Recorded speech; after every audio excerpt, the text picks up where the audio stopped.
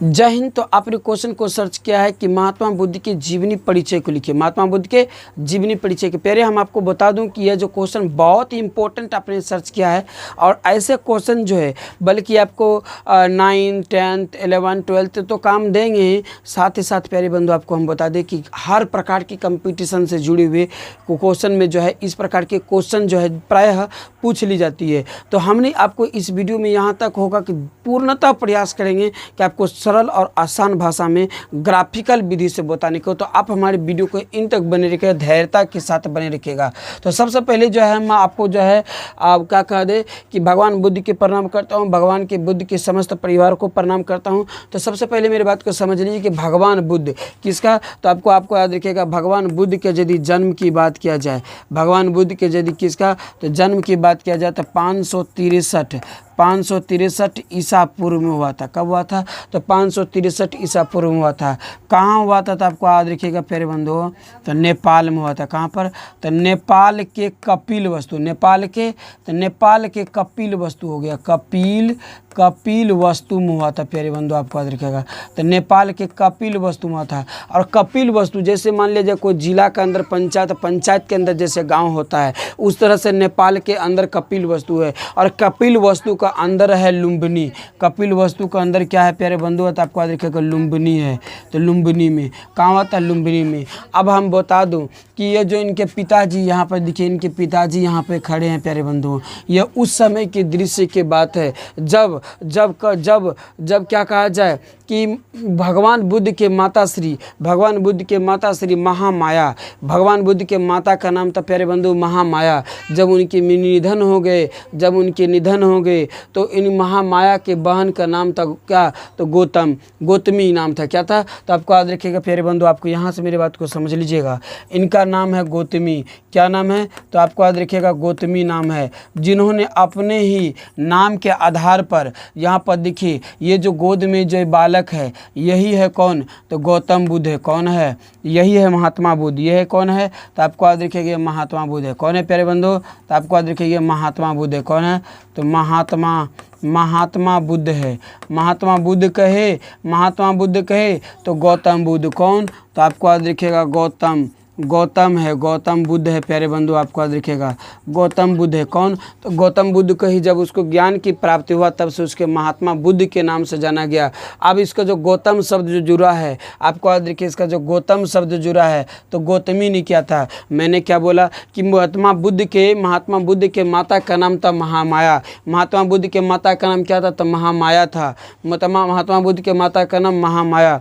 अब यानी इनके पिता की बात किया जाए तो इनके पिता का नाम था प्यारे बंधु याद रखिएगा सुतोधन। क्या था तो इनके पिताजी के नाम था सुतोधन। ये कौन थे तो आपको याद रखिएगा सुतोधन थे। कौन थे, सुतोधन। तो आपको याद रखिएगा सुतोधन, इनका क्या नाम था सुतोधन।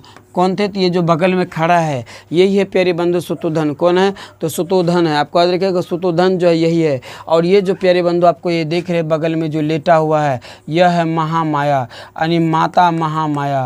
यानी माता क्या है तो आपको याद रखिएगा प्यारे बंधु इसका नाम था महामाया। क्या दे दूँ तो महामाया, आपको ये वाला पेन से दे दूँ तो महामाया। आपको याद रखिएगा महामाया हमने क्या लिख दिया, 1 मिनट।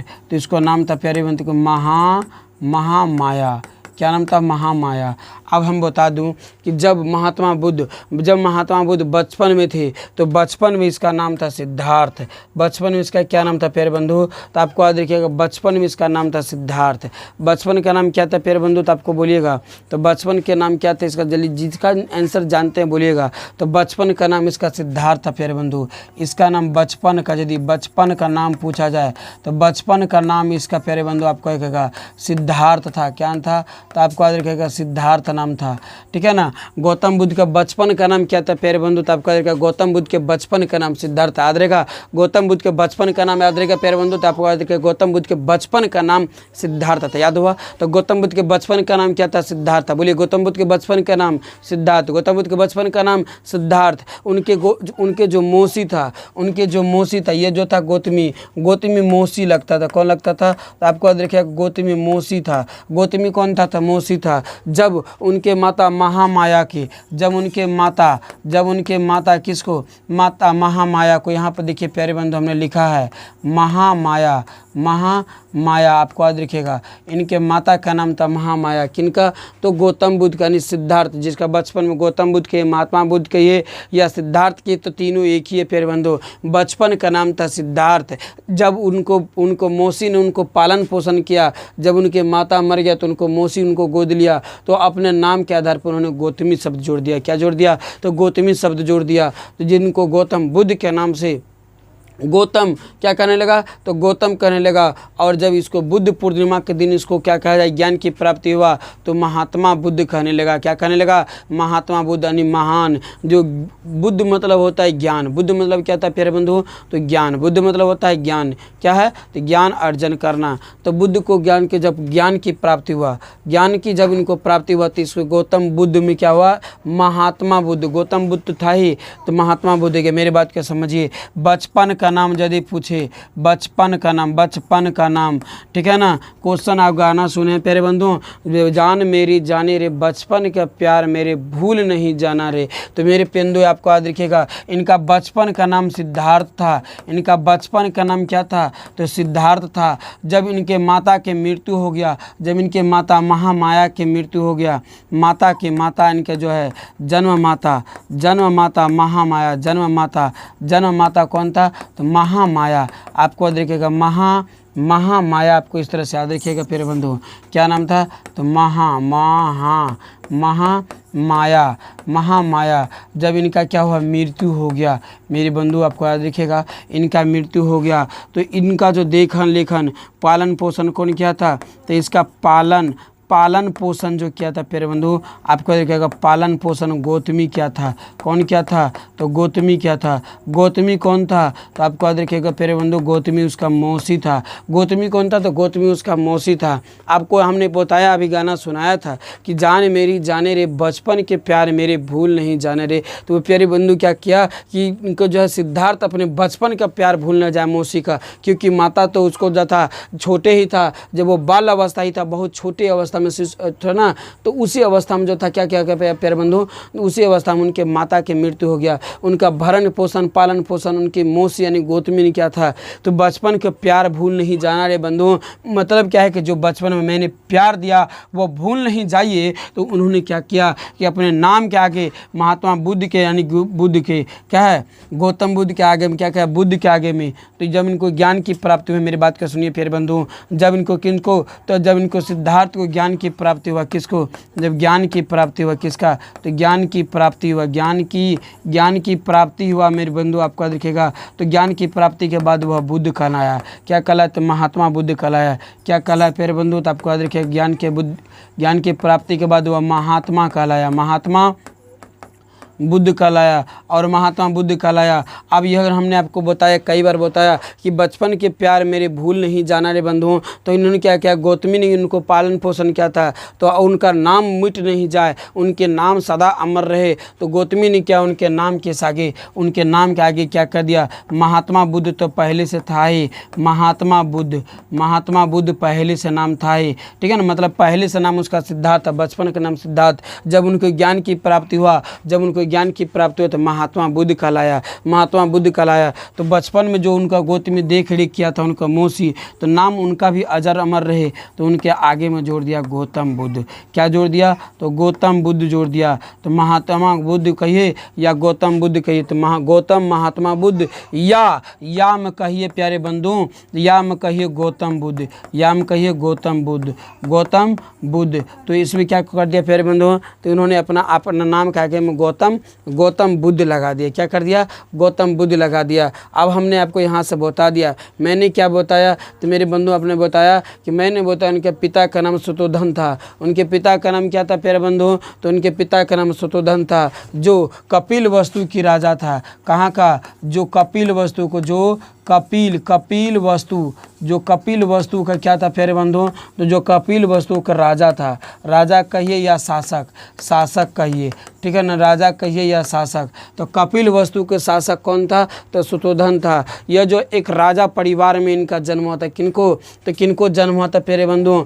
तो सिद्धार्थ यानी गौतम बुद्ध को कहिए। जब गौतम बुद्ध को पिता को पहले से ही संदेह था, यह बहुत ही तेजस्वी, तो बहुत ही तेजस्वी बालक होंगे, इनके मन में दया ममता भावना ज़्यादा है। तो इन्होंने अपने देख रेख के लिए बहुत ही घर राज दरबार की जो है क्या कहा जाए शासन व्यवस्था टाइट कर दिया था।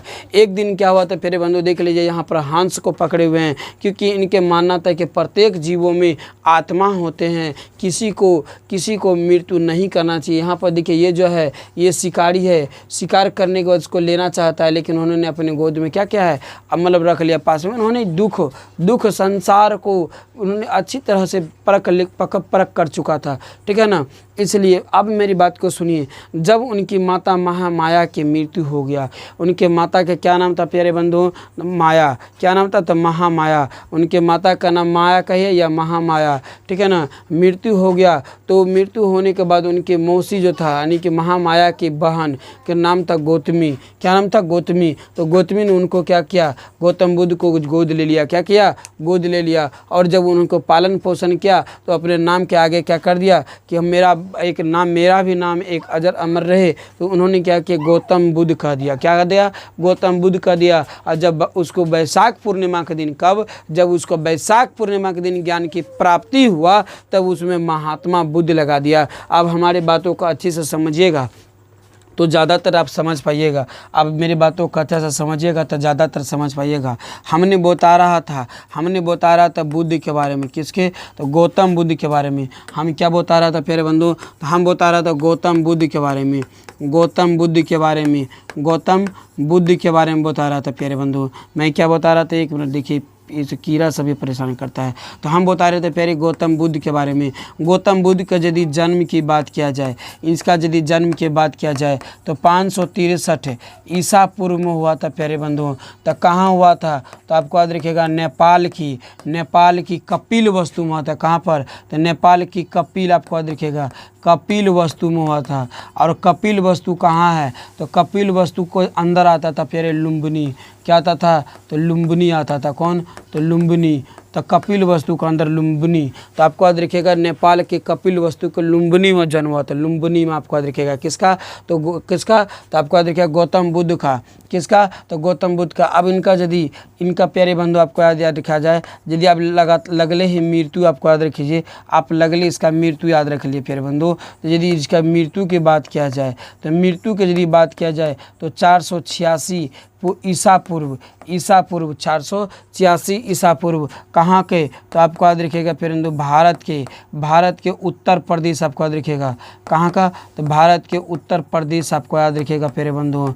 भारत के उत्तर प्रदेश में कहाँ पर हुआ था प्यारे बंधु, तो आपको याद रखिएगा भारत के उत्तर प्रदेश के कहाँ, तो कुशीनगर में। कहाँ पर हुआ था, तो आपको याद रखिएगा कुशीनगर में हुआ था। कहाँ हुआ था प्यारे बंधु, तो आपको याद रखिएगा उनका गौतम बुद्ध की मृत्यु की बात किया जाए तो 483 ईसा पूर्व भारत के उत्तर प्रदेश के जिसे हम लोग यूपी कहते हैं। क्या कहते हैं, यूपी कहते हैं। और यूपी के कहाँ पर, तो कुशीनगर में। कहाँ पर प्यारे बंधु, तो कुशीनगर में इनका मृत्यु हुआ था। और इनका अंतिम समाधि जो हुआ था, क्या कहा जाए, अंतिम क्या कहा जाए उसको समाधि कहिए या अंतिम क्या कहा जाए उसका, अंतिम उसका क्या कहा जाए, समाधि कहिए, ठीक है ना। तो समाधि भी चलिए, समाधि मतलब जहाँ पर उसको जलाया गया है, तो वह उत्तर प्रदेश यानी यूपी में हुआ। कहाँ पर हुआ प्यारे बंधु, तो आपको याद रखिए यूपी में हुआ था। कहाँ पर हुआ था, तो यूपी में हुआ था। यानी अंतिम संस्कार, अंतिम समाधि कहिए या अंतिम संस्कार कहिए, आपको याद रखिएगा अंतिम संस्कार कहिए प्यारे, ठीक है ना। तो अंतिम संस्कार कहाँ हुआ था, तो यूपी में ही हुआ था। यूपी कहिए तो उत्तर प्रदेश, और यहाँ जो है आज जो है बौद्ध धर्म के लिए एक प्रसिद्ध तीर्थ स्थल है। तो ये भी जो है आपको याद रखिएगा, यह जो है गौतम बुद्ध का, ठीक है ना, गौतम बुद्ध का आपको याद रखिएगा, गौतम बुद्ध का जो है आपको याद रखिएगा उत्तर प्रदेश का। कौन, तो उत्तर प्रदेश का कुशीनगर। कौन, तो उत्तर प्रदेश का कुशीनगर, आपको याद रखिएगा प्यारे बंधुओं। कुशीनगर जो है एक धर्म प्रसिद्ध स्थल है, आपको याद रखिएगा प्यारे बंधुओं, आपको याद रखिएगा धर्म प्रसिद्ध, ठीक है ना, प्रसिद्ध स्थल है, आपको याद रखिएगा यहाँ तक स्थल है। किसका प्रसिद्ध स्थल है? तो गौतम बुद्ध का। किसका? तो गौतम बुद्ध का। आपको याद रखिएगा प्यारे बंधुओं, तो गौतम बुद्ध का जन्म 563 ईसा पूर्व 563 ईसा पूर्व कहाँ पर? तो नेपाल के कपिलवस्तु में था। नेपाल के कपिलवस्तु। कपिलवस्तु के अंदर क्या हो गया? तो कपिलवस्तु के अंदर हो गया लुम्बिनी। मेरी बात को समझ लीजिए, जिस तरह से ऐसे मान लिया जाए, यह हुआ मेरा नेपाल, यह हुआ मेरा नेपाल हो गया प्यारे बंधुओं, यह हो गया मेरा नेपाल। और नेपाल का अंदर आ गया कुशीनगर। कौन आ गया? तो ये सॉरी, नेपाल के अंदर आ गया कपिलवस्तु। क्या हो गया? तो कपिलवस्तु आपको रहेगा, कपिलवस्तु नेपाल के अंदर आ गया। और इसके अंदर आ गया फिर कौन? तो लुम्बिनी। कौन आ गया? तो लुम्बिनी आपको याद रखिएगा, लुम्बिनी में। तो इस तरह से इनका जन्म हुआ था। आपको याद होगा गौतम बुद्ध का जन्म 563 ईसा पूर्व, गौतम बुद्ध का जन्म 563 ईसा पूर्व नेपाल में हुआ था। नेपाल के कहाँ? तो कपिलवस्तु में हुआ था। नेपाल के कहाँ हुआ था? कपिलवस्तु में। कपिलवस्तु का कहाँ? तो लुम्बिनी में हुआ था। अब यदि इनका मृत्यु की बात किया जाए, मृत्यु की बात किया जाए 486 ईस्वी में। कब? तो 486 ईस्वी में लगभग माना गया प्यारे, वो भी मृत्यु इनका तो 486 ईसा पूर्व में। कहाँ पर? तो भारत के उत्तर प्रदेश हुआ था। क्या हुआ था? तो भारत के उत्तर प्रदेश में। और उत्तर प्रदेश के कहाँ प्यारे बंधु? तो उत्तर प्रदेश के कुशीनगर में हुआ था। उत्तर प्रदेश के कुशीनगर में हुआ था। आज अंतिम समाधि कहिए या अंतिम संस्कार यूपी में ही हुआ था, अर्थात उत्तर प्रदेश में ही हुआ था। उत्तर प्रदेश के कहाँ पर? तो कुशीनगर में। उत्तर प्रदेश के कहाँ पे प्यारे बंधु? कुशीनगर में, जो आज भी गौतम बुद्ध के धर्म संबंधी या धर्म प्रसारक लोगों के लिए वह एक तीर्थ स्थल है। अब हमारे बातों का समझिए प्यारे बंधुओं, यह जो है प्यारे बंधु, ये क्या है? तो नेपाल की क्या है? तो नेपाल के कपिलवस्तु है। नेपाल के क्या है प्यारे बंधु? तो आपको देखिएगा नेपाल की कपिलवस्तु है। नेपाल की नेपाल की कपिल वस्तु है। आपको याद रखिएगा, कपिल वस्तु का लुम्बिनी है। क्या रखेगा प्यारे बंधुओं? तो कपिल वस्तु लुम्बिनी है। अब हमको बता दो प्यारे बंधुओं, ये जो सोई हुई है, ये जो देख रहे हैं प्यारे बंधुओं, मेरी बातों को समझ लीजिएगा, ये जो आप देख रहे हैं, ये जो बगल में खड़ा है उनके पिताजी है। कौन है? तो उनके पिताजी। आपको याद रखिएगा, उनके पिताश्री कौन है प्यारे बंधु? तो आपको याद रखिएगा, कौन सा पेन से लिखूँ जो आपको समझ आ जाए। तो उनके पिता है। कौन है? तो पिता का नाम क्या था? तो पिता का नाम सुतोधन है। पिता का नाम क्या प्यारे? तो पिता का नाम सुतोधन। आपको याद रखिएगा, सुतोधन। आपको याद रखिएगा, पिता का नाम सुतोधन। क्लियर? तो सुतोधन आपको याद रखिएगा, पिता का नाम सुतोधन। कहाँ से लिख दूँ जो आपको समझ में आ जाए? कौन सा इंक से लिख दूँ जो आपको ज़्यादा समझ में आ जाए प्यारे बंधुओं? तो चलिए, सुतोधन, ये प्यारे बंधु से करते हैं। तो उनका क्या नाम था? सुतोधन। आपको याद रखिएगा, सुतोधन आपको याद रखिएगा, सुतोधन उनका पिताजी है। ठीक है ना? कौन? तो ये जो देख रहे हैं, इनके पिताजी सुतोधन है। ये जो मृत्यु अवस्था में पड़ा हुआ है, प्यारे बंधुओं, ये जो देख रहे हैं मृत्यु अवस्था में पड़ा हुआ है, यह कौन है? तो माता है। कौन है? तो माता। कौन? माता का नाम क्या है? तो महामाया। आपको याद रखिएगा, महामाया। और यह जो देख रहे हैं प्यारे बंधुओं, यह जो देख रहे हैं, यह कौन है? तो आपको याद रखिएगा प्यारे बंधुओं, यह जो है आपको याद रखिएगा, यह जो है प्यारे बंधुओं, उनका गौतमी मौसी है।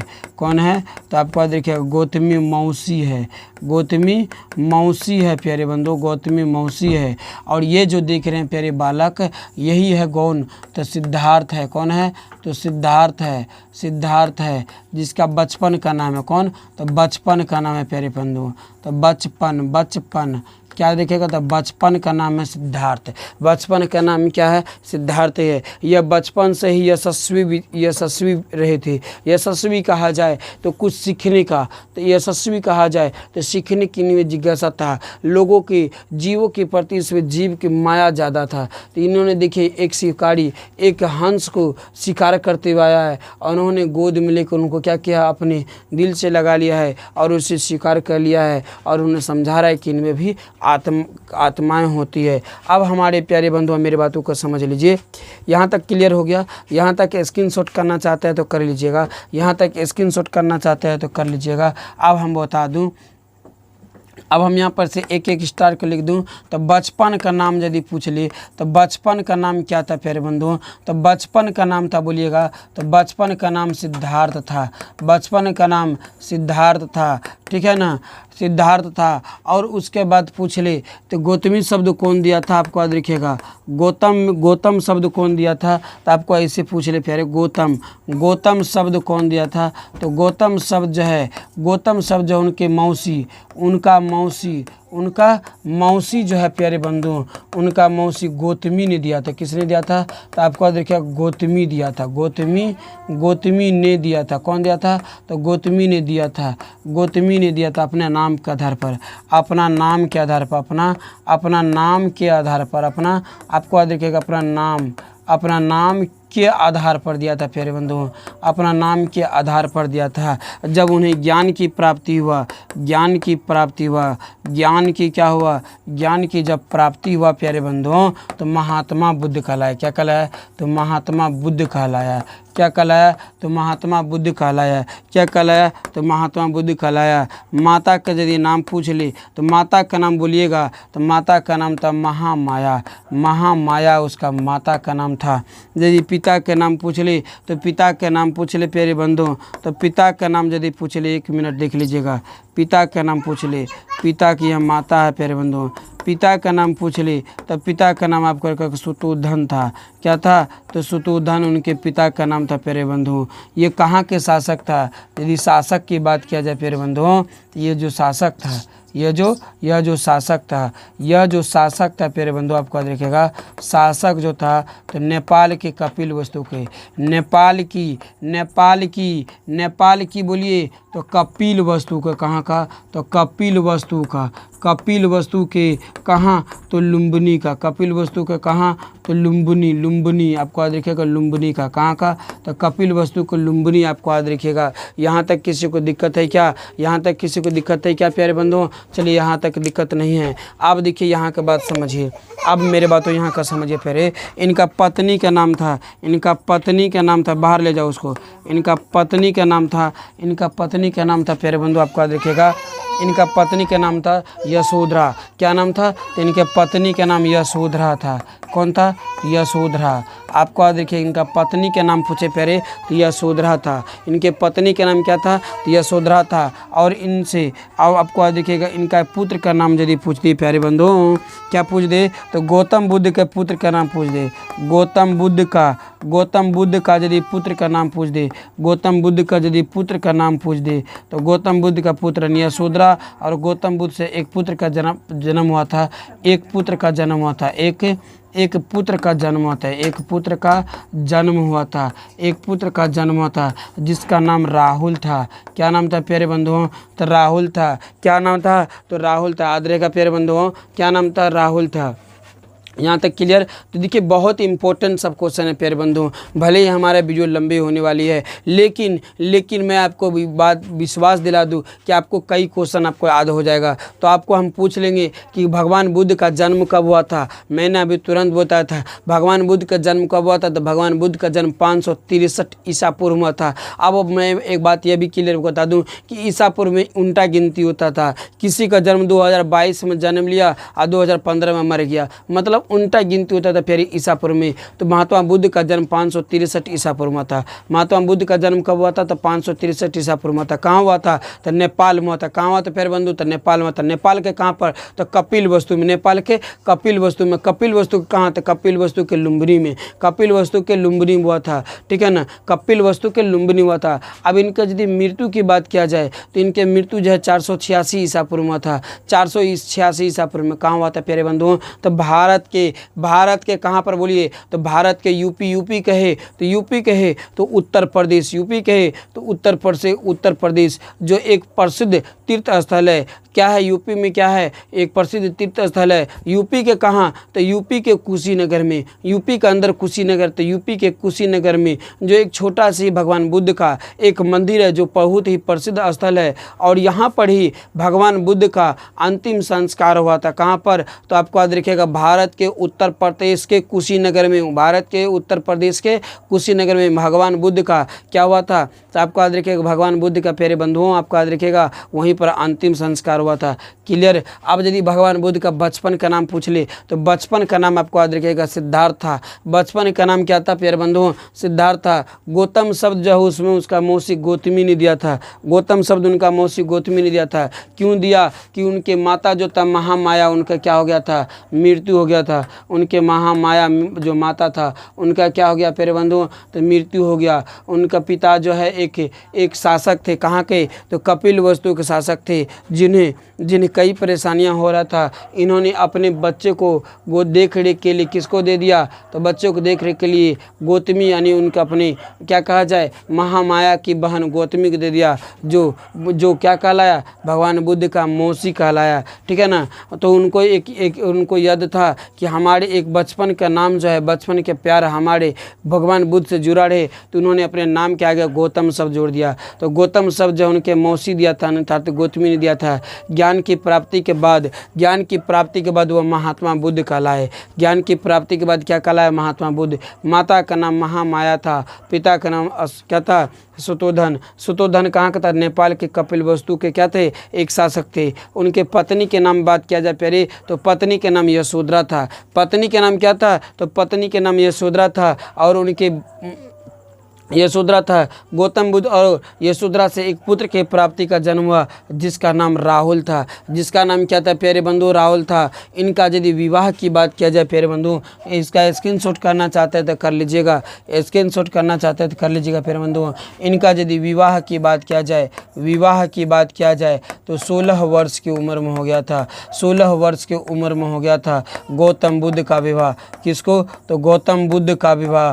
गौतम बुद्ध कहिए या महात्मा बुद्ध, तो गौतम बुद्ध का विवाह। संघ कौन था, तो गौतम बुद्ध संघ कौन था प्यारे बंधुओं, तो आपको याद रखिएगा गौतम बुद्ध संघ कौन था, तो गौतम बुद्ध संघ। देखिए ऐसे कर दीजिए प्यारे बंधुओं, गौतम बुद्ध संघ तो गौतम बुद्ध संघ कौन था, तो आपको याद रखिएगा प्यारे गौतम बुद्ध संघ था यशोधरा। कौन था, यशोधरा। कौन था, यशोधरा। और दोनों से एक पुत्र की प्राप्ति हुआ था, एक पुत्र का प्राप्ति हुआ था। पुत्र का क्या नाम था बोलिएगा, पुत्र का नाम क्या था प्यारे बंधुओं, तो पुत्र का नाम था राहुल। क्या नाम था, तो राहुल। आपको याद रखिएगा क्या हम लिख दिए, तो उसका पुत्र का क्या नाम था प्यारे बंधुओं, तो उसका पुत्र का नाम था राहुल। क्या नाम था, तो राहुल था। अब हम बता दूं कि 16 वर्ष की उम्र में उसका विवाह हुआ था। अब गृह त्याग कब क्या था, तो मेरी बातों को समझ लीजिए प्यारे बंधुओं, गृह त्याग क्या था, तो आपको याद रखिएगा गृह त्याग। आपको याद रखिएगा गृह त्याग जो क्या था, तो गृह त्याग क्या था, तो 29 वर्ष की अवस्था में क्या था। कब, 29 वर्ष की अवस्था में था। उनको जबकि पत्नी था, गौतम बुद्ध को क्या था, तो आपको याद रखिएगा पत्नी भी था जीवन में, पत्नी भी था। कौन था, पत्नी था। पिता पुत्र भी था। कौन था, तो आपको याद रखिएगा उसका एक पुत्र भी था जिसका नाम, पत्नी का नाम क्या था, जल्दी से बोलिए, पत्नी का नाम क्या था, तो पत्नी के नाम यशोधरा था। यशोधरा क्या था, यशोधरा। पुत्र का नाम क्या था, जल्दी से बोलिए, तो पुत्र का नाम राहुल था। राहुल था। जबकि देखिए उनको एक पुत्र है, उनको एक क्या है, पत्नी है, उनको पुत्र भी है, उनके एक पिता भी है। माता तो ख़त्म हो गया था, माता भी है। पिता का क्या नाम है, तो पिता का नाम है प्यारे बंधु, आपको याद रखिएगा पिता का नाम है सुतोधन। क्या नाम है प्यारे बंधुओं, आपको याद रखिएगा पिता का नाम क्या था, तो एक मिनट, पिता का नाम सुतोधन था। क्या नाम था, तो सुतोधन। पिता का नाम सुतोधन, जो एक राजा था, एक शासक था। क्या बंधुओं, आपको याद रखिएगा एक शासक था।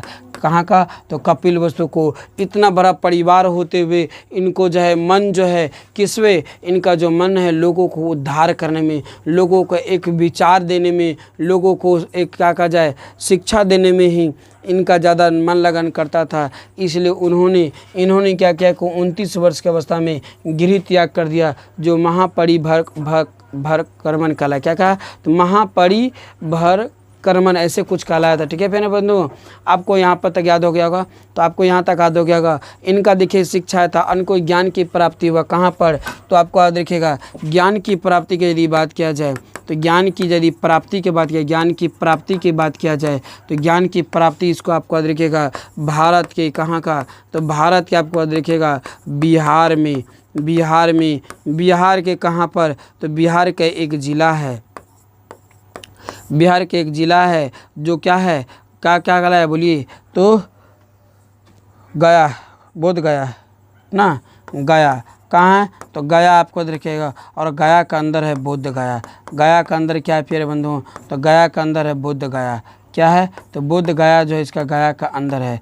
बोध गया में अनिकिन का जन्म हुआ था, तो कहाँ पर जन्म हुआ था, यहाँ तक बात को समझ में आया प्यारे बंधुओं, तो कहाँ पर जन्म हुआ था, तो एक वृक्ष के नीचे हुआ था, एक वृक्ष के नीचे हुआ था, एक वृक्ष के नीचे हुआ था। आपको याद रखिएगा प्यारे बंधुओं, कहाँ हुआ था, तो उसको एक जो जन्म हुआ था तो एक वृक्ष के नीचे हुआ था, एक वृक्ष के नीचे हुआ था, एक वृक्ष के क्या हुआ था, तो आपको याद रखिएगा एक वृक्ष के नीचे हुआ था। कब हुआ था, यदि पूछ ले कि कब हुआ था, तो आपको याद रखिएगा वैशाख पूर्णिमा का दिन। कब हुआ था, तो आपको याद रखिएगा वैशाख पूर्णिमा का दिन, वैशाख पूर्णिमा का दिन हुआ था प्यारे बंधुओं, वैशाख पूर्णिमा का दिन हुआ था। जिस वृक्ष के नीचे उसको ज्ञान की प्राप्ति हुआ, जिस वृक्ष के नीचे, जिस वृक्ष के नीचे, वृक्ष के नीचे, जिस वृक्ष के नीचे उसे ज्ञान की प्राप्ति हुआ, किसका ज्ञान की प्राप्ति हुआ, वह क्या कहलाया, तो आपको याद रखिएगा बोधि वृक्ष कहलाया, बोधि वृक्ष कहलाया। क्या कहलाया प्यारे बंधुओं, तो आपको याद रखिएगा बोधि वृक्ष कहलाया, बोधि वृक्ष, बोधि वृक्ष कहलाया। क्या कहलाया, तो आपको याद रखिएगा बोधि वृक्ष, आपको याद रखिएगा प्यारे बंधुओं वो क्या कहलाया, तो आपको याद रखिएगा बोधि वृक्ष कहलाया। क्या कहलाया, तो बोधि वृक्ष कहलाया, याद रहेगा प्यारे बंधुओं। आपको याद रखिएगा एक वृक्ष के नीचे उसे ज्ञान की प्राप्ति हुआ था। कब हुआ था, तो वैशाख पूर्णिमा का दिन हुआ था। कब हुआ था, तो वैशाख पूर्णिमा का दिन हुआ था। कहाँ पर, तो एक वृक्ष के नीचे, वो क्या कहलाया, तो बोधि वृक्ष कहलाया। अब इनके जीवन में देखिए शिक्षा क्या था, इनके जो है 4 आर्य सत्य थे, इनके 4।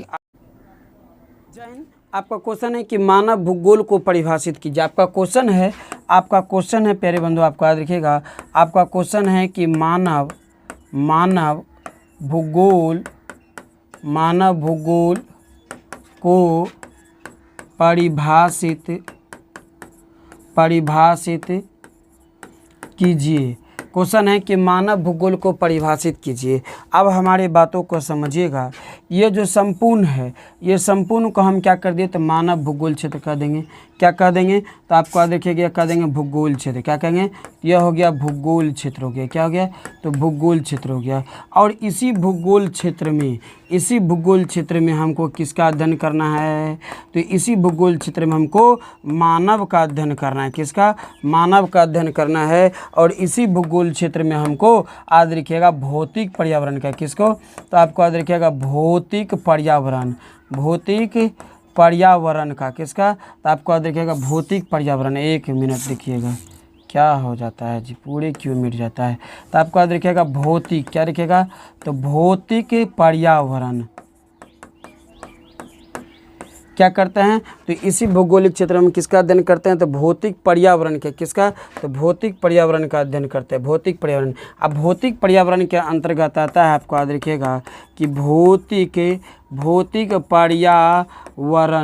पर्यावरण के अंतर्गत आता है क्या क्या, तो आपको याद रखिएगा वायुमंडल। क्या आता है, तो वायुमंडल आपको याद रखिएगा। दूसरा नंबर पर आता है जलमंडल। क्या आता है, तो जलमंडल आपको याद रखिएगा। और तीसरा नंबर पर आता है जीवमंडल। क्या आता है, तो जीवमंडल आता है। भौतिक पर्यावरण में क्या क्या आता है, तो भौतिक पर्यावरण के अंदर आता है, भौतिक पर्यावरण के अंदर आता है वायुमंडल, जलमंडल और जीवमंडल आता है। क्या आता है, वायुमंडल, जलमंडल और जीवमंडल आता है। क्लियर यहाँ तक। अब देखिए इसमें जो हम क्या करते हैं, तो मानव का अध्ययन करते हैं। किसका, तो मानव का अध्ययन के साथ साथ मानव का अध्ययन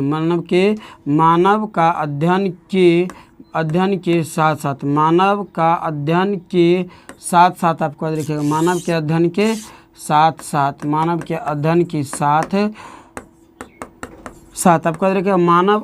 के साथ साथ जब हम भौतिक पर्यावरण संबंध का, किसका, तो आपको याद रखिएगा भौतिक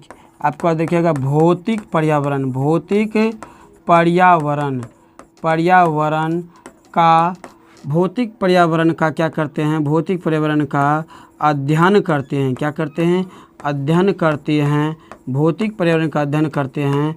तो वह क्या कहलाता है, तो मानव भूगोल क्षेत्र कहलाता है। वो क्या कहलाता है प्यारे बंधुओं, तो आपको देखिएगा वह मानव भूगोल क्षेत्र कहलाता है। क्या कहलाता है, तो मानव भूगोल क्षेत्र कहलाता है। मानव भूगोल क्षेत्र कहलाता है। भूगोल क्षेत्र कहलाता है मानव भूगोल क्षेत्र कहलाता है। अब हमारी बातों को याद रखिएगा, मानव भूगोल के अंतर्गत किसका, तो मानव भूगोल क्षेत्र के अंतर्गत, यानी मानव भूगोल के अंतर्गत आपको याद रखिएगा मानव भूगोल क्षेत्र कहलाता है या मानव भूगोल क्षेत्र कहलाता है। या आपको याद रखिएगा, सीपीए याद रखिएगा क्या करता है, तो मानव भूगोल। अब इसके अंतर्गत जो आता है, इसके अंतर्गत आपको याद रखिएगा, इसके अंतर्गत आपको याद रखिएगा, इसके अंतर्गत सड़कें आता है। क्या होता है, तो सड़कें आता है। इसके अंतर्गत सड़कें आता है। उसके बाद क्या आता है, तो मकान आता है। क्या आता है, मकान आता है आदि आपको दीजिएगा।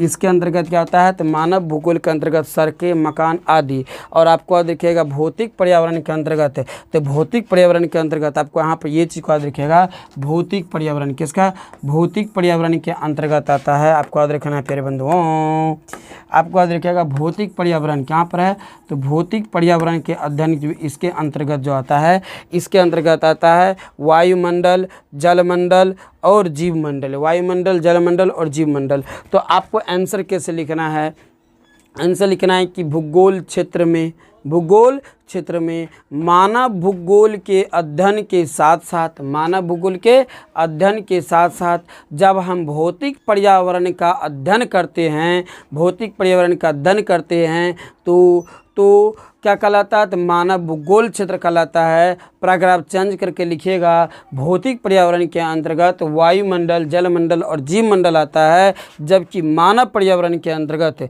मानव भूगोल के अंतर्गत मकान स्थल, सड़कें इत्यादि आता है। कैसा लगा हमारा क्वेश्चन प्यारे बंधुओं, आपको यदि क्वेश्चन अच्छा लगा हो तो आप हमारे चैनल को सब्सक्राइब कीजिएगा, लाइक कीजिएगा और शेयर जरूर कीजिएगा, आप शॉर्ट कर लीजिएगा। मुझे आशा और विश्वास भी है। जय हिंद। आपका क्वेश्चन है क्लास 12th का होम साइंस का कि दाग धब्बे क्या है। तो प्यारे बंधु आपको हम बता दें कि दाग धब्बे जो है जो कपड़े के रंग को बेरंग कर दे, कपड़े के रंग को क्या कर दे, बेरंग कर दे। जैसे कपड़ा यहाँ पर कुछ गिर गया, उसको धोएंगे, ये देखने में अच्छा नहीं लगे तो क्या कहलाता है, बेरंग हो जाएगा। तो बोलेगा जो कपड़े के रंग को क्या कर दे, बेरंग कर दे, वह दाग धब्बे कहलाती है। क्या कहलाती है, दाग धब्बे। दाग धब्बे कौन समास बोलिएगा प्यारे बंधुओं, दाग धब्बे कौन समास है बोलिएगा, दाग धब्बे कौन समास है। तो दाग धब्बे, ये देखो योजक का चिन्ह लगा हुआ, तो कौन समास है, द्वंद्व समास हो जाएगा प्यारे बंधु। जिसमें योजक का चिन्ह आता है द्वंद्व समास होता है। ठीक है, तो कह रहा है दाग धब्बे। दाग धब्बे देखा है अपन दीजिएगा, बोलिएगा वह निशान, क्या बोलिएगा बंधु, वह निशान या वह निशान जो कपड़े के रंग को, क्या बोलिएगा, वह निशान जो कपड़े के रंग को क्या कर देता हो, बेरंग कर देता हो। वह निशान जो कपड़े के रंग को बेरंग कर देता हो, उन्हें हम दाग धब्बे कहेंगे। याद हो गया, वह निशान जो कपड़े के रंग को क्या कर देता हो, बेरंग कर देता हो, दाग धब्बे कहेंगे। फिर अगला पद लिखिएगा पैराग्राफ चेंज कर करके, उन्हें हम दाग धब्बे कहेंगे। फिर यहाँ लिखना है कि दाग धब्बे, क्या लिखना है, दाग धब्बे के कई प्रकार होते हैं, कई प्रकार होते हैं। दाग धब्बे के कई प्रकार होते हैं। क्या लिखना है प्यारे बंधु, कि दाग धब्बे के कई प्रकार होते हैं। पहला लिखिएगा प्राणिज धब्बे। पहला क्या लिखना प्यारे बंधु, तो पहला लिखना आपको प्राणिज धब्बे। क्या लिखिएगा, तो प्राणिज, क्या लिखिएगा, तो प्राणिज्य धब्बे। प्राणिज धब्बे आपको याद रखिएगा, प्राणिज धब्बे आपको याद रखिएगा, प्राणिज धब्बे देखा है अपन दीजिएगा, बोलेगा प्राणिज धब्बे जो किसी प्राणिज के मांस से या मछली से या दूध से जो धब्बे कपड़े में लग जाती है, जो एक निशान उत्पन्न हो जाता है, उसे हम प्राणिज धब्बे कहते हैं। याद हो गया प्यारे बंधु। तो प्राणिज में क्या होता है, तो जैसे मछली, क्या होता है प्यारे बंधु, मछली, मांस,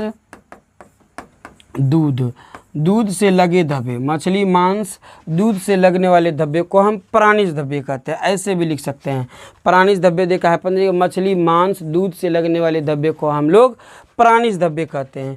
अब अगला पॉइंट प्यारे बंधु याद रखिएगा, अगला क्या है आपका, धब्बे देखा हाइपन दीजिएगा। तो वनस्पतिक धब्बे देखा हाइपन दीजिएगा, बोलेगा वनस्पतिक धब्बे। अब देखिए वनस्पतिक का मतलब होता है प्यारे बंधु पेड़ पौधे, वनस्पतिक का मतलब क्या होता है पेड़ पौधे।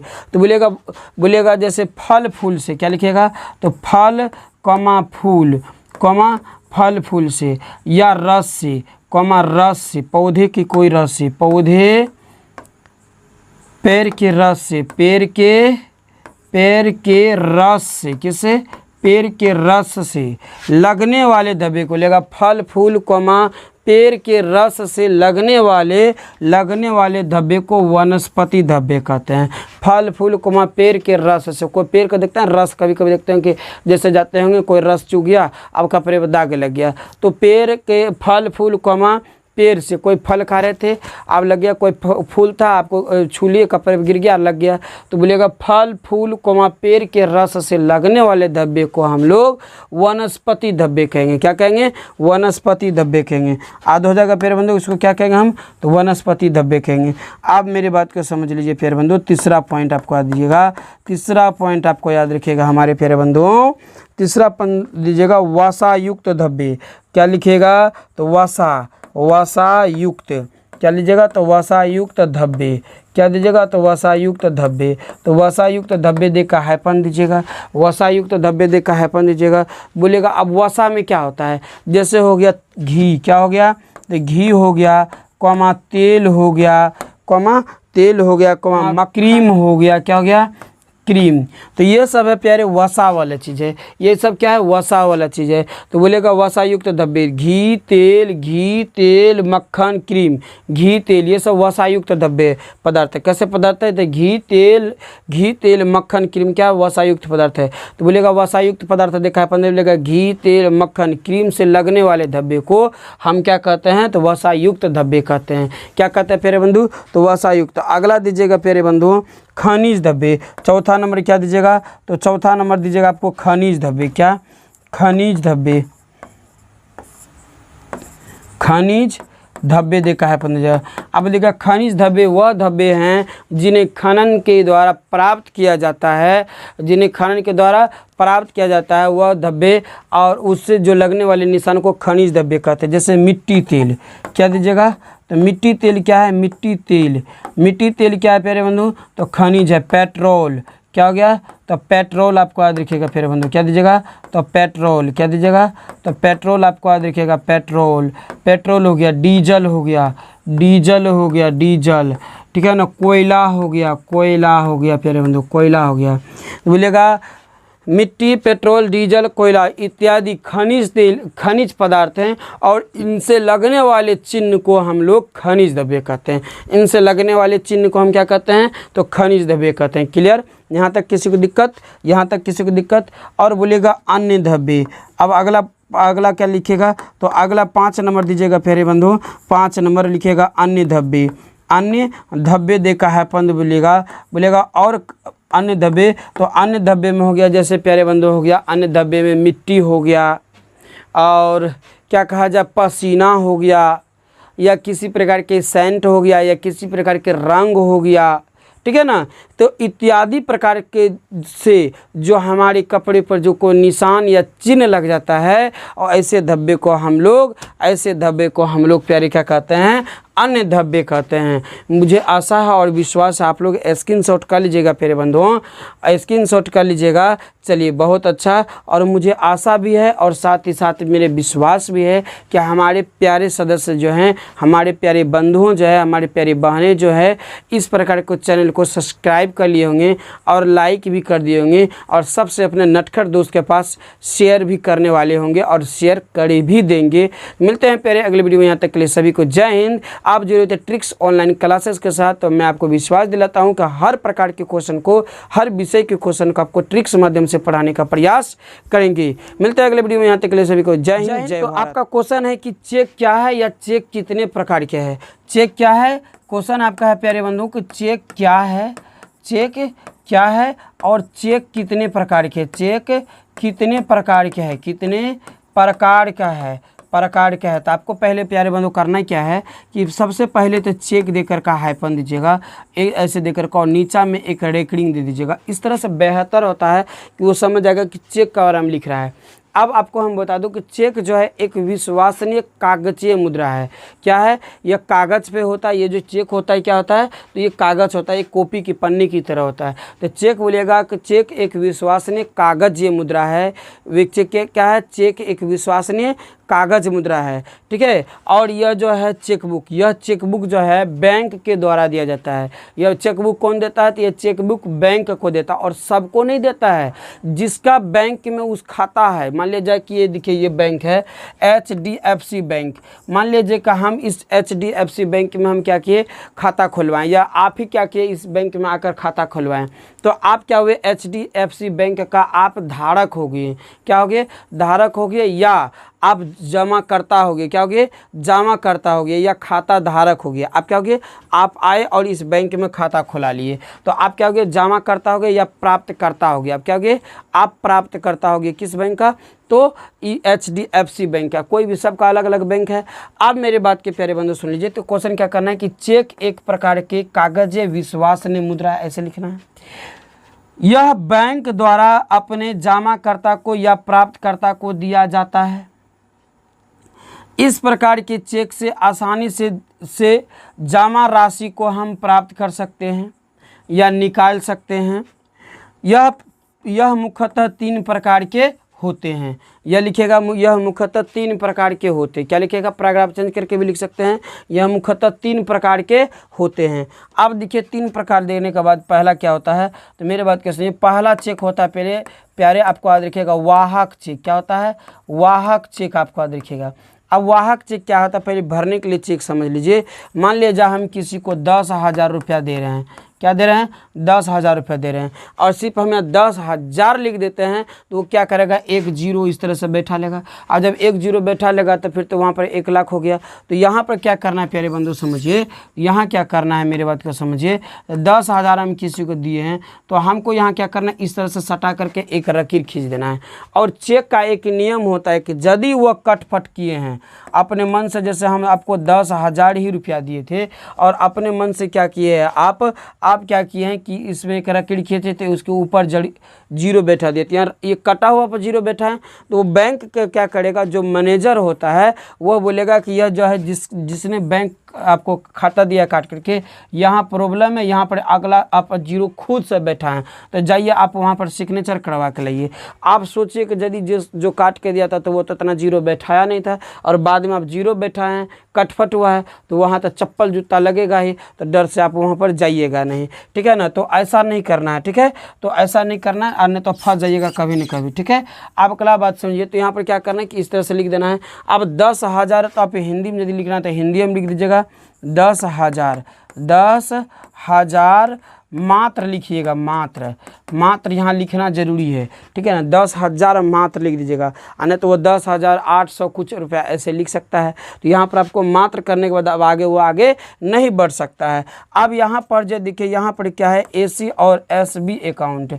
तो यहाँ पर मेरी बात समझिए, जो जिसका क्या कहा जाए प्यारे बंधु, कि जो खाता मतलब क्या कहा जाए, चेक काट के दे रहा है, तो उसका अकाउंट जो है यहाँ पर भराएगा, ठीक है, या और इसके बाद जिसको दे रहा है उसका अकाउंट यहाँ पर रहेगा, ठीक है। वो अपना अकाउंट यहाँ पर लिखेगा, अपना अकाउंट यहाँ पर लिखेगा, ठीक है, यहाँ पर अपना अकाउंट लिखेगा, और यहाँ पे क्या करेगा, आपका नाम लिख देगा, आपका नाम लिख देगा।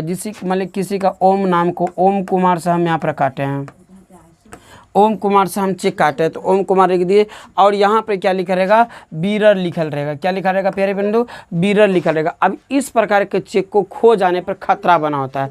वाहक चेक को खो जाने पर क्या होता है, खतरा बना होता है। कैसे खतरा बना होता है कि यह चेक जिसको प्राप्त हो गया वह पैसा जाकर आसानी से निकाल लेगा, ठीक है ना। वह जो है अपना पैसा को आसानी से प्राप्त कर लेगा, ठीक है ना, वह पैसा को अपने आसानी से प्राप्त कर लेगा, क्लियर। तो वो पैसा को अपने आसानी से प्राप्त करता है। यह चेक से जो है खतरा बना होता है। अब मान लीजिए कि यहाँ पर आज हम काट रहे हैं, आज मेरा 3 तारीख है, 3 तारीख है, कितना 2 तारीख है, आज कितना तारीख है, तो आज मान लीजिए 2 तारीख है, 6ठा महीना है और 2024 है, ठीक है। तो आज हम ये चेक काट रहे हैं। यदि यह चेक का यदि डेट जो है, डेट ख़त्म होने के बाद भी हम 3 महीने तक इसका जो है वैलिड होता है, हम इसको जाकर के बना सकते हैं। तो आपको याद रखिए कि वाहक चेक जो है सबसे खतरा चेक होता है, यह चेक से आपका धन खो सकता है। तो जैसे मान लीजिए हम आपको ये चेक काट कर दिए, वाहक चेक काट कर दिए, आप साइकिल से जा रहे थे, स्टैंड में आप पन्नी में रख करके पीछे साइकिल के स्टैंड में फंसा लिए थे, आप जा रहे थे, चेक क्या हुआ, आपका गिर गया, और जो ससुरा पाया वही उसका पैसा हो गया, वो जाएगा अपना आराम से भाना लेगा, क्या करेगा, उस चेक को भाना लेगा। तो आपको क्या बोलिएगा, बोलिएगा वाहक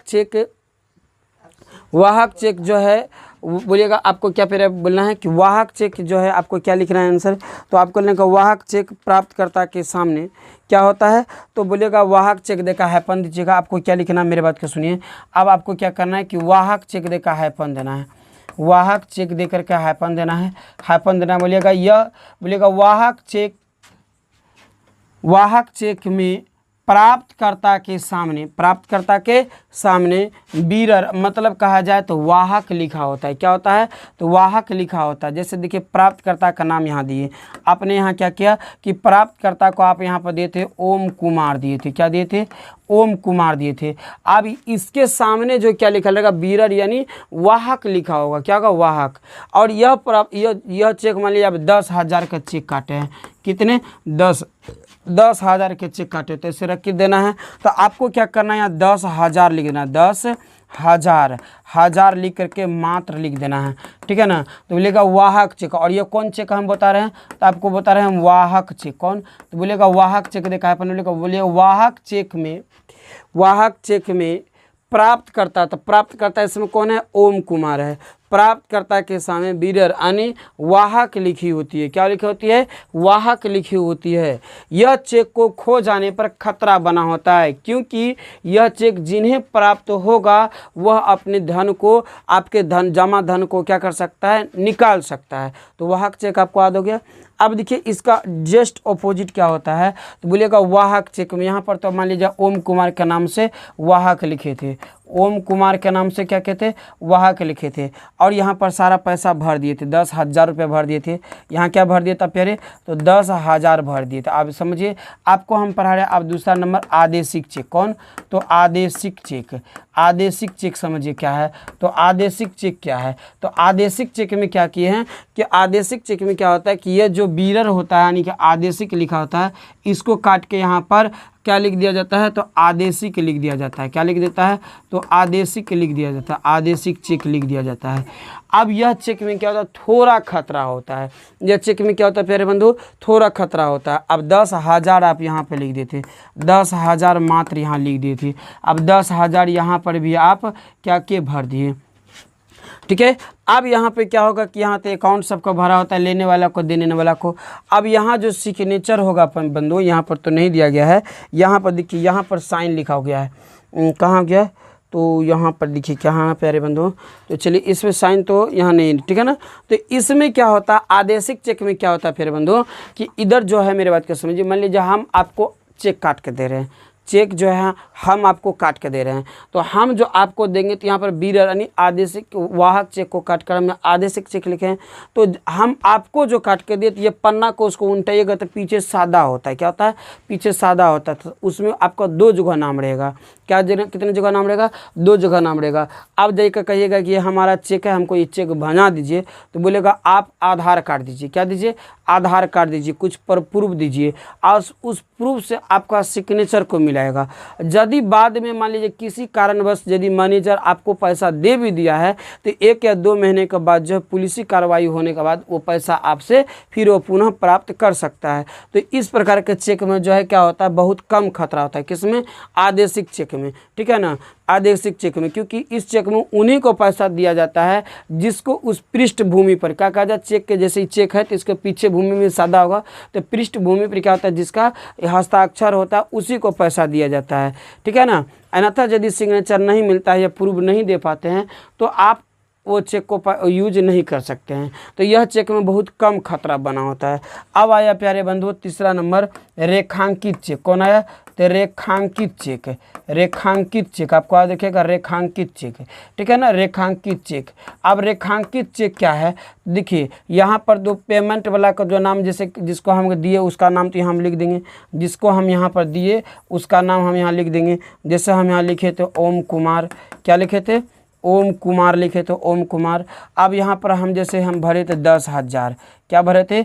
10,000 भरे थे। तो यहाँ पर यहाँ शब्दों में भरना प्यारे। तो यहाँ हम जैसे भर दिए 10,000 10,000 मात्र, 10,000 मात्र। अब यहाँ पर भी हम 10,000 दे दिए, ठीक है। तो आपको यहाँ पर करने के बाद यहाँ पर क्या करना है कि इस प्रकार के चेक जो होता है, यहाँ पर क्या होता है कि चेक के जो है, चेक जैसे पे लिखा हुआ या पे, तो पे के ऊपर क्या होता है कि इस तरह से दो समांतर रेखाएं खींची होती है। क्या होती है? तो रेखांकित, रेखांकित मतलब रेखा, रेखांकित मतलब रेखा, इसके जो है ऊपर दो समांतर रेखाएं खींची होती है। और यह चेक से जो है कोई धन की खोने की खतरा नहीं होता है। चेक को काट दीजिए और सड़कों पर आप जाकर बिक दीजिए, या कोई उठा करके सोचेगा वाह जाते हैं हम अपने अकाउंट में पैसा भर लेंगे, यह चेक जैसे वो ले जाकर बैंक में देगा। तो जिसका यहाँ पर अकाउंट में नंबर है और जिसका यहाँ पे भरा हुआ है उसी के अकाउंट में पैसा जाएगा, बल्कि किसी के नहीं। इस प्रकार के चेक जो पैसा बैंक डायरेक्ट हाथों हाथ नहीं देता है, उसका अकाउंट में जमा कर देता है जिसका यहाँ पर नाम भरा हुआ है या अकाउंट भरा हुआ है, ठीक है। तो आपको रेखांकित चेक भी पता हो गया होगा। तो आपको याद रखिएगा वाहक चेक में खतरे बने होते हैं, यह चेक कोई जो भी प्राप्त करेगा उसका पैसा चल जाता है। और आदेशिक चेक में जो है अवाहक चेक को काटकर आदेशिक चेक लिख दिया जाता है। इस प्रकार के चेक में खतरा ना के बराबर होता है। उसमें जिसमें पृष्ठभूमि पर नाम होता है उसी को दिया जाता है। रेखांकित चेक मिलेगा, रेखांकित चेक में जो है बाईं और क्या होता है कि दो समांतर रेखाएं खींची होती है, और इस चेक की राशि जो है उन्हीं को प्राप्त होता है जिनका चेक में क्या होता है, नाम होता है। जिनका चेक में क्या होता है फिर बंधु? तो जिनका चेक में क्या होता है, नाम होता है। क्लियर? यहाँ तक किसी को दिक्कत नहीं होगा प्यारे बंधु, ठीक है। आप इसी प्रकार के और वीडियो पढ़ने के लिए आप हमारे चैनल को प्यार से सब्सक्राइब कर दीजिए और प्यार से लाइक कर दीजिए और शेयर अपने नटखट दोस्त के पास कर दीजिएगा। सब दोस्त को नहीं करना, अपने नटखट दोस्त के पास शेयर करना है। मिलते हैं अगले वीडियो में, यहाँ तक के लिए सभी को जय हिंद जय भारत। जय हिंद। तो आपको इसमें जो है आपको क्लास 12th के होम साइंस का बहुत ही इंपॉर्टेंट क्वेश्चन पढ़ाने वाले, जो नेक्स्ट ईयर जो एग्जाम होने वाले उसमें ज़्यादातर आने की संभावना है। किशोरावस्था जो पेड़ आपका रखेगा 13 से 21 वर्ष के बीच होता है। मतलब किशोरावस्था जो प्रारंभ होता है किससे? तो 13 से 21 वर्ष, जब जो लड़का या लड़कियां 13 वर्ष के हो जाते हैं, उसके बाद के जो उसका जो अवस्था गुजरता है 21 वर्ष तक, इस अवस्था को हम लोग किशोरावस्था कहते हैं। याद हो गया? ऑब्जेक्टिव क्वेश्चन यह भी पूछा जा सकता है कि किशोरावस्था के अवधि काल क्या होती है। तब याद रखिए किशोरावस्था के अवधि काल जो होता है 13 से 21 वर्ष होता है। अगला हो गया, अगला पॉइंट हुआ। अब ये हुआ अगला पॉइंट है कि किशोरावस्था को बाल्य अवस्था के अंतिम अवस्था से शुरू होता है। अब आपको याद रखिएगा किशोरावस्था जो प्यारे बंधु याद रखिएगा, किशोरावस्था जो बाल्य अवस्था के अंतिम अवस्था, ठीक है ना। तो 6 वर्ष से लेकर के जो है 13 वर्ष तक की आयु को बाल्य अवस्था के रूप में एक देखा जाता है, ठीक है ना। किस अवस्था में? तो बाल्य अवस्था में देखा जाता है। अब आपको याद रखिएगा कि यह अवस्था जो है किशोरावस्था कहाँ शुरू होता है? तो बाल्य अवस्था जैसे ही समाप्त होता है, बाल्य अवस्था जैसे ही 13 वर्ष के अवधि में समाप्त होता है, और वहाँ से जो अवधि स्टार्ट होता है, अवधि का जो उम्र जो स्टार्ट होता है, लड़का हो या लड़की, तो वह अवस्था क्या कहलाता है? तो किशोरावस्था कहलाता है। वह अवस्था क्या कहलाता है? तो किशोरावस्था कहलाता है। आपको याद रखिएगा किशोरावस्था को तूफानी अवस्था या बसंत काल अवस्था भी कहते हैं। किशोरावस्था को क्या कहते हैं? तो किशोरावस्था को तूफानी अवस्था या बसंत काल अवस्था कहते हैं। अब किशोरावस्था को बसंत काल या तूफानी अवस्था क्यों कहते हैं? क्योंकि इस अवस्था में ही लड़का और लड़की प्रायः बिगड़ता है। इस अवस्था में ही लड़का लड़की प्रायः बिगड़ता है। इसी अवस्था में जो है लड़का को लड़की के प्रति चाहत बढ़ने लगता है और लड़की को लड़का के प्रति चाहत जाने लगता है, ठीक है ना। लड़की को लड़का के प्रति और लड़का को लड़की के प्रति। और इस अवस्था में जो लड़का और लड़की सूझबूझ के साथ अपने जीवन को यापन करता है और मतलब अपने जीवन को चलाता है, तो वह व्यक्ति ही एक क्या कहा जाए, एक सामाजिक और अच्छे नागरिक और जिम्मेदार नागरिक बनते हैं। ठीक है ना। तो यह अवस्था बहुत खतरनाक अवस्था होता है प्यारे। ठीक है ना। कौन? तो तूफानी अवस्था या वसंत अवस्था। और इसका है किसका? तो किशोरावस्था का ही एक रूप है। किशोरावस्था के एक रूप है तूफानी अवस्था या वसंत अवस्था। इस अवस्था में जो है लड़का और लड़कियों में कई मानसिक और शारीरिक विकास होता है। इस अवस्था में जो है क्या कहा जाए, किशोरावस्था में जो है मानसिक अवस्था जो बढ़ जाता है, उसको अच्छा भला बुरा कुछ सोच समझ आ जाता है। लड़का लड़की में जो है किशोरा यानी 13 वर्ष के बाद जो है उसको जो है अच्छा भला बुरा समझ में आ जाता है कि क्या करने के बाद क्या परिणाम होगा और क्या करने के बाद क्या पूरा परिणाम होगा। ठीक है ना। तो ये जो है किशोरावस्था में प्रारंभ हो जाता है और मानसिक विकास होता है। और शारीरिक विकास में जैसे होता है कि लड़की को लड़कियों में जैसे कहा जाए कि आवाज़ में चंचनाहट सा आना, लिप्स जो है लिप्स ये जो है तेलहेपन सा होना। ठीक है ना। लिप्स कैसे होना? तेलहेपन सा होना, आवाज़ झंझनाहट होना और शारीरिक प्रजनन अंग में वृद्धि होना। प्रजनन अंग में क्या होना? विकास होना। जैसे मतलब प्रजनन अंग समझ गए होंगे, तो प्रजनन अंग में क्या होना है? विकास होना लड़कियों में। लड़का में भी है जैसे कंठ का निकल आना। ठीक है ना। कंठ को निकल आना, आवाज़ में भारीपन होना, आवाज़ में क्या होना? भारीपन होना, वजन होना एवं इत्यादि विधि होने लगता है। तो आपको परिभाषा कैसे लिखेगा प्यारे बंधुओं? बोलेगा किशोरावस्था बाल्य अवस्था के समाप्त होते ही प्रारंभ हो जाता है। यह अवस्था 13 से 21 वर्ष तक की अवधि तक माना जाता है। ठीक है। 13 से 21 अवधि तक माना जाता है। इस अवस्था का जो प्रारंभ होता है ठीक है ना, माना जाता है। यह अवस्था को वसंत काल अवस्था या तूफानी का अवस्था भी कहा जाता है। इस अवस्था में जो है लड़का और लड़कियों में कई मानसिक और शारीरिक विकास हो जाता है। ठीक है ना। कई मानसिक और शारीरिक विकास होने लगता है। ठीक है प्यारे बंधु। जैसे शरीर के प्रजनन अंग में वृद्धि होना, लड़कियों में शरीर के प्रजनन अंग में वृद्धि होना, आवाज़ का चंचनाहटपन होना, तो होठ जो है जो क्या कहा जाए, एक तिलहेपन होना, लड़के में कंठ का निकल आना, कंठ का निकल आना, कई अंगों पर बालों को उगाना, दाढ़ी मूंछ आ जाना, आवाज़ में भारीपन होना, ये सब किसका पहचान है प्यारे बंधु? तो किशोरावस्था को। मुझे आशा और विश्वास है कि आपको समझ में आ गया होगा और यह भी आशा है कि आप चैनल को सब्सक्राइब भी कर दिए होंगे और लाइक तो ज़रूर किए होंगे आप अपनी तरफ से।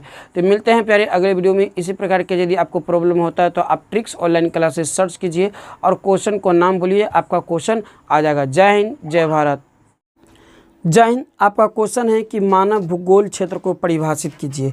आपका क्वेश्चन क्या है? तो आपका क्वेश्चन है कि मानव भूगोल का, आपका क्वेश्चन है कि मानव भूगोल को परिभाषित कीजिए। क्वेश्चन आपका है कि मानव भूगोल को परिभाषित कीजिए, मानव भूगोल को परिभाषित कीजिए। तो आपको एक बात बता दूं, कि यह संपूर्ण जो है क्या कहलाएगा? तो भूगोल क्षेत्र कहला जाएगा। क्या बताएगा? तो भूगोल क्षेत्र। तो आपको देखिएगा जब भूगोल क्षेत्र में क्या कहलाएगा? यह भूगोल क्षेत्र कहलाएगा। क्या कहलाएगा? तो भूगोल क्षेत्र। अब इसी भूगोल क्षेत्र में क्या है? तो मानव है। इसी भूगोल क्षेत्र में क्या है? तो मानव है। तो हमको इसमें अध्ययन क्या करना है? तो मानव का अध्ययन करना है। किसका? तो मानव का अध्ययन करना है। मानव का अध्ययन। और मानव को अध्ययन तो करेंगे ही, साथ ही इसमें भौतिक पर्यावरण का भी अध्ययन करेंगे। किसका? तो इसी में जो हम करेंगे भौतिक। किसका? तो आपको लिखेगा भौतिक पर्यावरण। किसका? तो भौतिक पर्यावरण। अब भौतिक पर्यावरण में क्या आता है? तो मेरी बात सुनिए। तो भौतिक पर्यावरण में आता है वायुमंडल। क्या आता है? तो वायुमंडल आपको लिखेगा वायुमंडल। इसी में आता है जलमंडल। क्या आता है? तो जलमंडल आपको याद रखेगा। और इसी में आता है जीवमंडल। क्या आता है? तो जीवमंडल आपको याद रखेगा। तो आपको याद रखिएगा भौतिक पर्यावरण में क्या क्या बोले हम? वायुमंडल, जलमंडल और जीवमंडल। वायुमंडल, जलमंडल और जीवमंडल आता है। और इसी में आता है हमारा कौन? मानव का अध्ययन। तो हमको क्या करना है कि जब भूगोल क्षेत्र में किसमें? तो भूगोल क्षेत्र में मानव के अध्ययन के साथ मानव के अध्ययन के साथ साथ, हमको मानव का अध्ययन तो करना है, मानव अध्ययन के साथ साथ जब भौतिक पर्यावरण का, किसका, तो भौतिक, क्या बोलेगा, भौतिक। यहाँ पर आपको क्या लिखना है, तो आपको लिखना है भौतिक पर्यावरण। क्या लिखेगा, जब भौतिक पर्यावरण का अध्ययन करते हैं, अध्ययन करते हैं, क्या करते हैं, तो भौतिक पर्यावरण। या तो आपको ऐसे लिखिएगा, भौतिक पर्यावरण लिख करके आप ऐसे लिखिएगा प्यारे बंधुओं, भौतिक पर्यावरण के लिखिएगा वायुमंडल। क्या लिखिएगा, वायुमंडल कॉमा जलमंडल। भौतिक पर्यावरण देकर का ब्रैकेट में लिखिएगा वायुमंडल कॉमा जलमंडल। क्या लिखिएगा, जलमंडल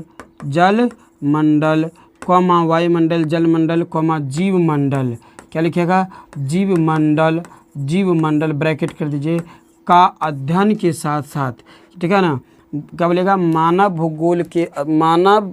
का अध्ययन के साथ साथ, मानव का अध्ययन के साथ साथ जब हम भौतिक पर्यावरण, तो भौतिक पर्यावरण में क्या आता है, तो वायुमंडल, जलमंडल और जीवमंडल का अध्ययन करते हैं। क्या करते हैं, तो का अध्ययन करते हैं। आपको देखिए, का अध्ययन करते हैं तो मानव भूगोल क्षेत्र कहलाता है। क्या कहलाता है, तो मानव भूगोल क्षेत्र कहलाता है, मानव भूगोल क्षेत्र कहलाता है, या मानव भूगोल कहलाता है। क्या दीजिएगा, या मानव भूगोल कहलाता है। क्या दीजिएगा, तो या मानव भूगोल कहलाता है। क्या कहलाता है, मानव भूगोल कहलाता है। क्या दीजिएगा, तो मानव भूगोल कहलाता है। अब हमारे बात क्या दिखेगा, मानव भूगोल के अंतर्गत आता है, इसके अंतर्गत आपको दिखेगा, आप यहाँ पर भी ऐसे भी दे सकते हैं, मानव भूगोल कहलाता है। बोलेगा इसके अंतर्गत, क्या बोलेगा, इसके अंतर्गत आपको दिखेगा, इसके अंतर्गत आता है मकान। क्या होता है, तो मकान आता है, कॉमा सड़कें आता है, कॉमा देखिए सड़कें दे सकते हैं, बाग बगीचा दे सकते हैं इत्यादि। तो ये आता है। तो आपको आंसर क्या लिखेगा, मानव भूगोल क्षेत्र के अंतर्गत। बोलेगा मानव भूगोल, देखा अपन दीजिएगा, बोलेगा भूगोल क्षेत्र में क्या बोलेगा, मानव भूगोल देख करके आपको क्या करना है, मानव भूगोल आपको ऐसे लिखना है। आपको करना क्या है कि मानव भूगोल, क्या दीजिएगा, तो मानव भूगोल देखा है अपन दीजिएगा, मानव भूगोल देकर का अपन देना है। लिखना जब भौगोलिक क्षेत्र में, किसमें, जब भौगोलिक क्षेत्र में मानव के अध्ययन के साथ साथ, किसका, तो मानव के अध्ययन। आपको देखिएगा मानव, यहाँ पर देखिए, एक मिनट, बोलिएगा मानव अध्ययन के साथ साथ, मैं सिंबल दिया था आपको ज़्यादा समझे। जब भूगोल क्षेत्र में मानव अध्ययन के साथ साथ जब हम क्या करते हैं, भौतिक पर्यावरण का अध्ययन करते हैं। किसका, तो भौतिक पर्यावरण का अध्ययन करते हैं, भौतिक पर्यावरण के अंतर्गत अध्ययन करते हैं, तो क्या कहलाता है, तो मानव भूगोल क्षेत्र कहलाता है। ऐसे भी आप लिख सकते हैं, जब मानव के अध्ययन के साथ साथ भौतिक पर्यावरण के अंतर्गत दीजिएगा वायुमंडल, जलमंडल और जीवमंडल का अध्ययन करते हैं, तो मानव भूगोल क्षेत्र कहलाता है। क्या कहलाता है, तो मानव भूगोल क्षेत्र कहलाता है। इसके अंतर्गत सड़कें, मकान इत्यादि आती है। तो आप इसका स्क्रीनशॉट कर लीजिएगा फिर बंधु, और बताइएगा कैसा लगा आपका वीडियो। जरूर आप जो है चैनल को सब्सक्राइब कर लीजिएगा, शेयर तो जरूर कीजिएगा। यहाँ तक मिलते हैं अगले वीडियो में, यहाँ तक सभी को जय हिंद, जय भारत। आप स्क्रीनशॉट कर लीजिएगा फिर बंधु, बहुत